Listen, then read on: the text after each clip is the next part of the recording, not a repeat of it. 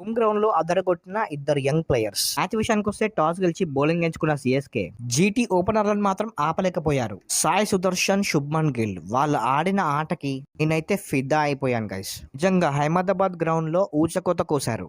ఇద్దరు కూడా సెంచరీతో మెరిశారు. సాయి సుదర్శన్ 51 బంతుల్లో 103 రన్స్ కొట్టి 7 సిక్సర్లు 5 ఫోర్లతో 201 స్ట్రైక్ రేట్ తో ఆడాడు.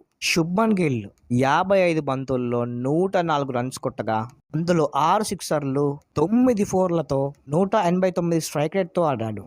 20 ఓవర్లు పూర్తయ్యేసరికి జీటీ 231 పరుగులకు చేరుకుంది. సిఎస్కే టాప్ ఆర్డర్ విఫలమవ్వగా డారెల్ మిచెల్ 34 బంతుల్లో 63 పరుగులు చేయగా మోయిన్ అలీ 36 బంతుల్లో 56 పరుగులు చేశారు. అయితే నిన్న సిఎస్కే ఫ్యాన్స్ మాత్రం కొద్ది మేరకు హ్యాపీగానే ఫీల్ అయ్యారని చెప్పుకోవచ్చు. ఎందుకంటే ధోనికి బ్యాటింగ్ రావడం, ధోని 11 బంతుల్లో 26 పరుగులు చేసి అందులో 3 సిక్సర్లు 1 4తో 236 స్ట్రైక్ రేట్ మెయింటైన్ చేశాడు. మీకు ఈ వీడియో నచ్చితే ప్లీజ్ సబ్స్క్రైబ్ చేయండి.